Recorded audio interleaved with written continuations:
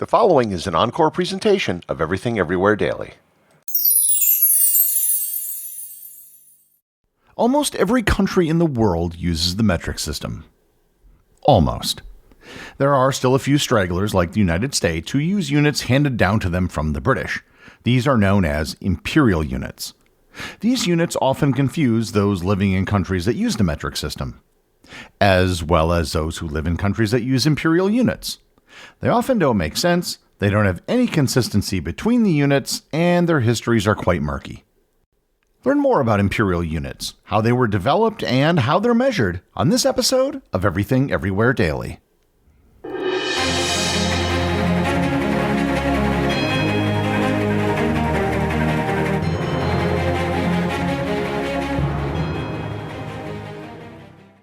This episode is sponsored by Uncommon Goods. The holiday shopping season is officially here. Uncommon Goods takes the stress out of gifting with thousands of unique, high-quality finds you won't see anywhere else. Don't wait, because the most meaningful gifts get scooped up fast, and now is the perfect time to cross names off your list. Uncommon Goods looks for high-quality, unique products, often handmade or made in the United States. Many are crafted by independent artists and small businesses, making every gift feel meaningful and truly one of a kind. I've already told you about the cheese board I got on Uncommon Goods, but another cool item I found was a wall hanging made from wood that reproduces the sound wave of your favorite song or podcast. So don't wait. Cross those names off your list before the rush.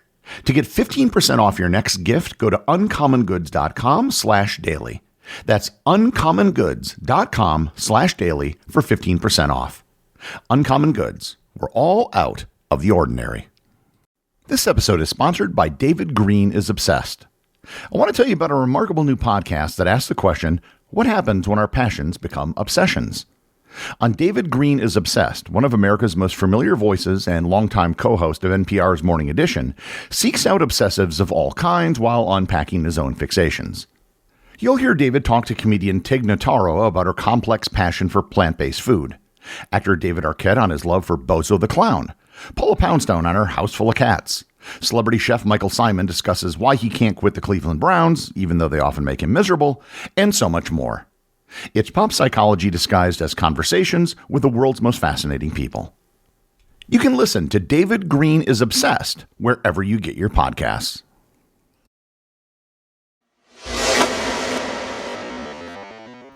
Even if you use Imperial Units on a daily basis, if you take a step back, you can appreciate the absurdity of it all.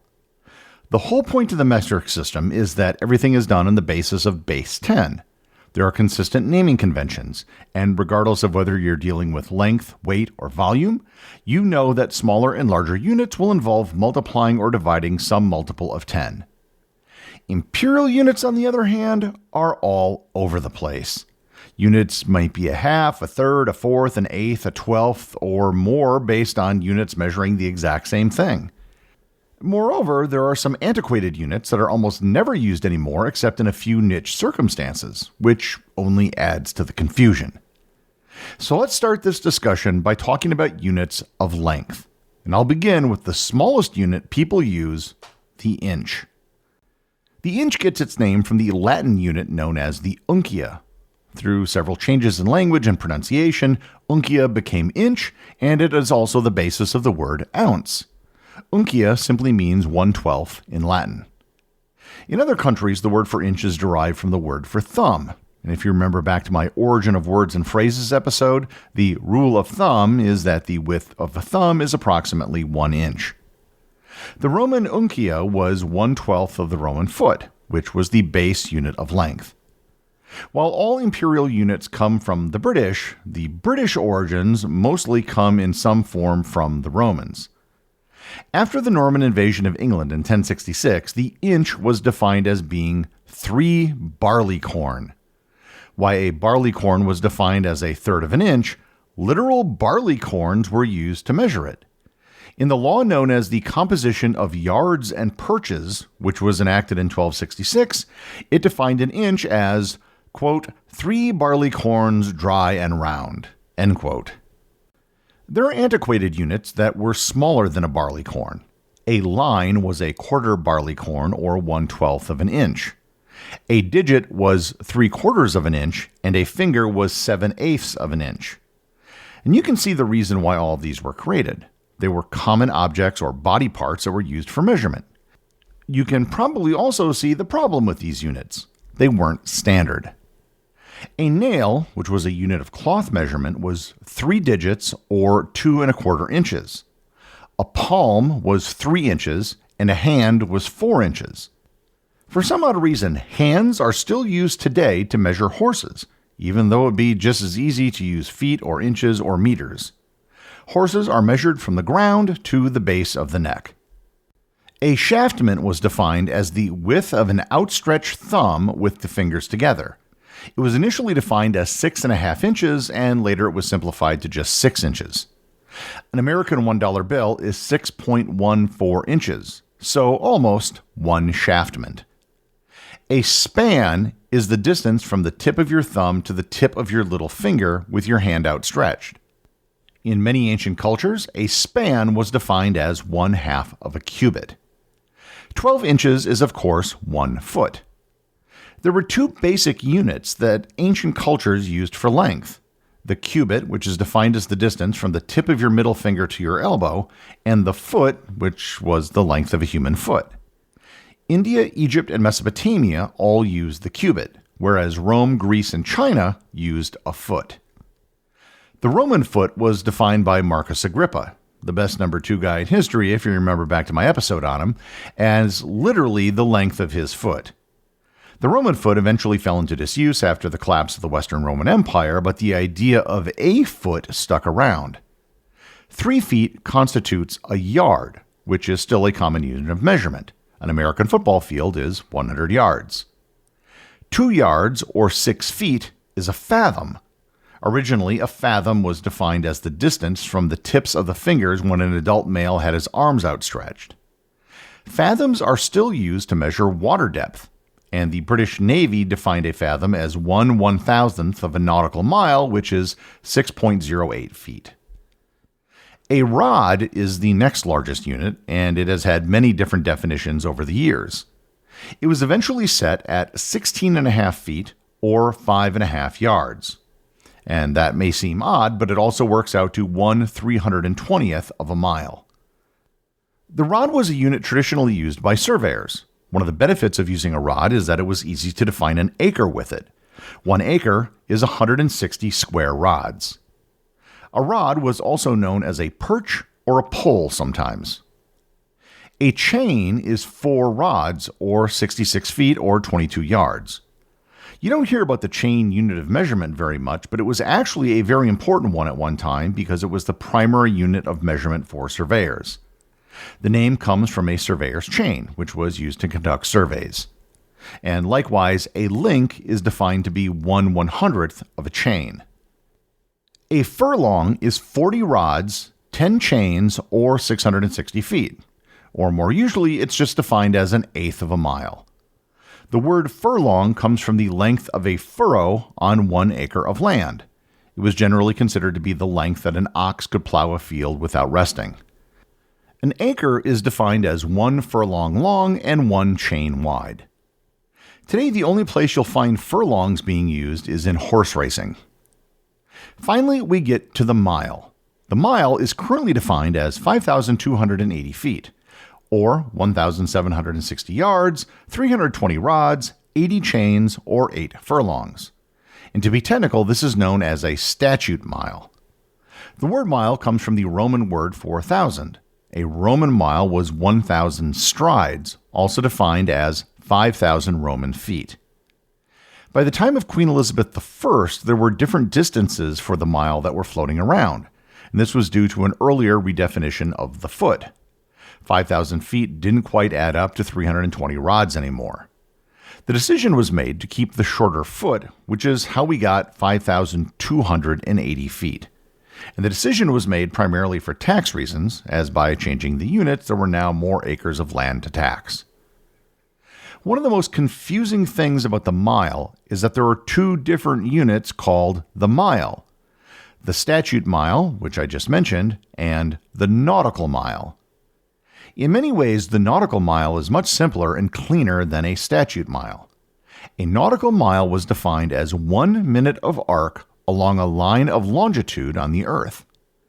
This makes a nautical mile a little bit longer than a statute mile, but not by much. The idea of using the curvature of the Earth was a good one, but the problem is that the Earth isn't a perfect sphere.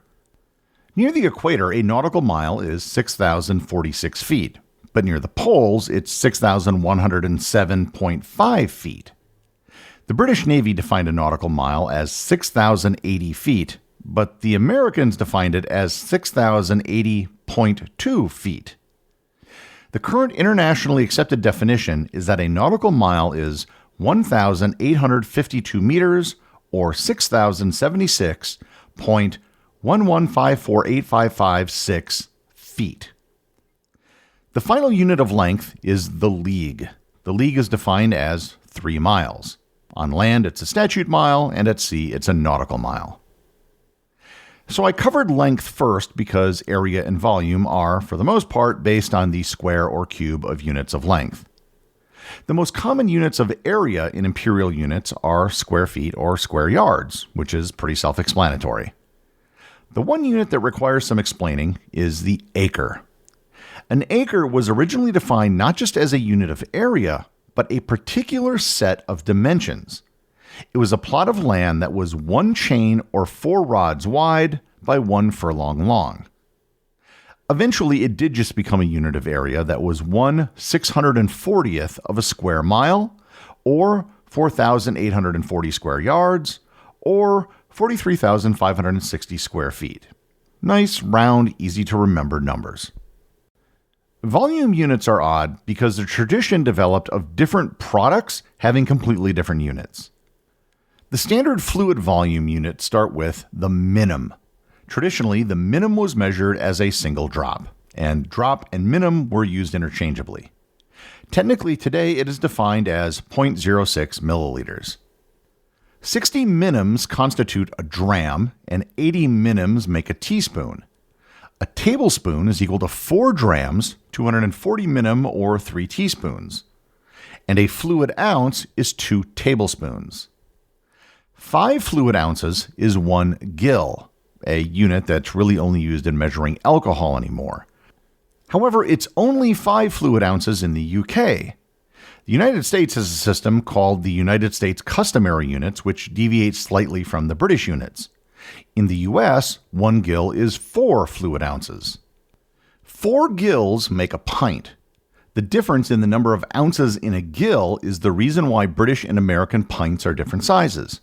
If you go to a pub, a British pint glass will be 20% larger than the American equivalent because there's 20% more ounces in a British gill. 2 pints make a quart, 2 quarts make a pottle, and 2 pottles make a gallon. To add to the confusion, beer and wine have separate measurements. They're all based on the size of kegs and barrels that are used.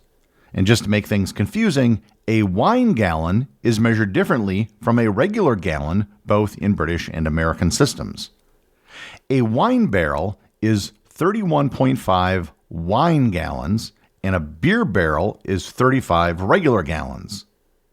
2 barrels are a hogshead, 2 hogsheads are a butt, and 2 butts are a ton. Ton is spelled T-U-N, and it's not the same as the unit of weight. Also, if someone ever says that they have a buttload of something, it would technically have to be a whole lot of wine or beer.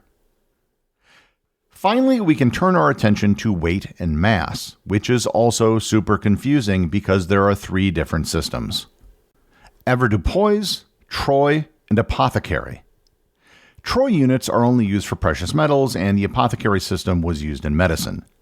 Both troy and apothecary units are very similar. However, apothecary units really aren't used anywhere anymore, as the medical profession in both the US and the UK now use the metric system. If you get a drug, it would be measured in grams or milligrams now. The weights that you might be familiar with are called avoirdupois weights. The smallest unit is the grain. Traditionally, a grain was defined as the weight of a single grain of barley from the middle of the ear. The grain is used in all 3 systems, and the weight in all 3 systems is the same.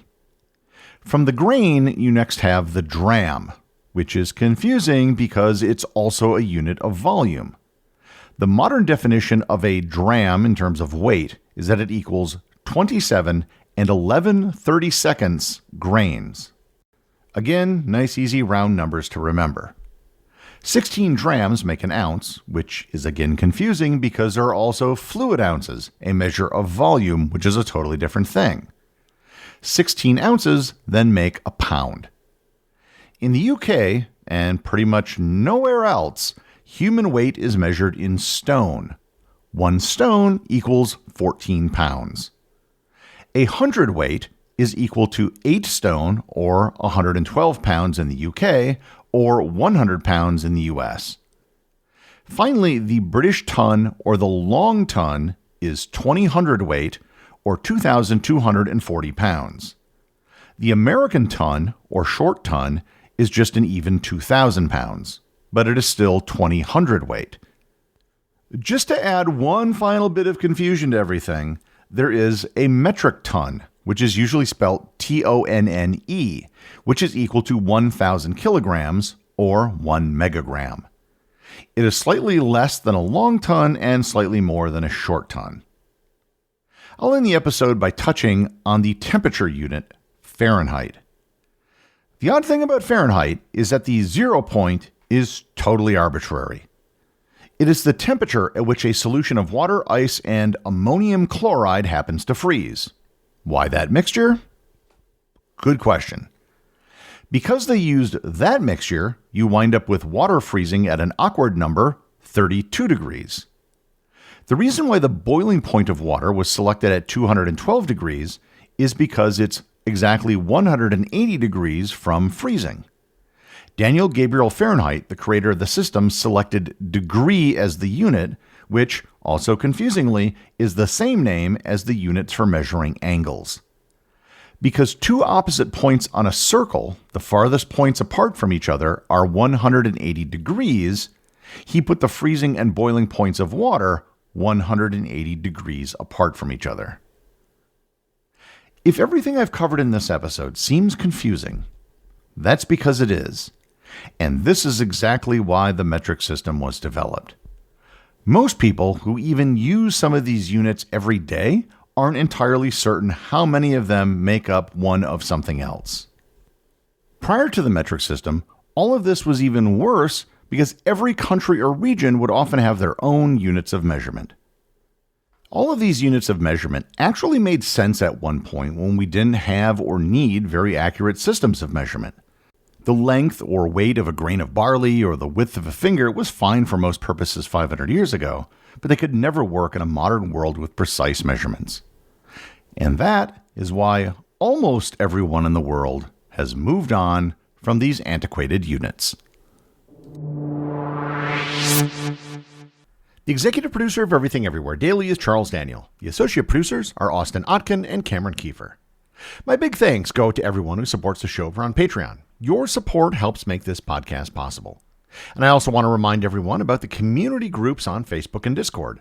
That's where everything happens that's outside the podcast, and links to those are available in the show notes. As always, if you leave a review on any major podcast app or in the above community groups, you too can have it read on the show.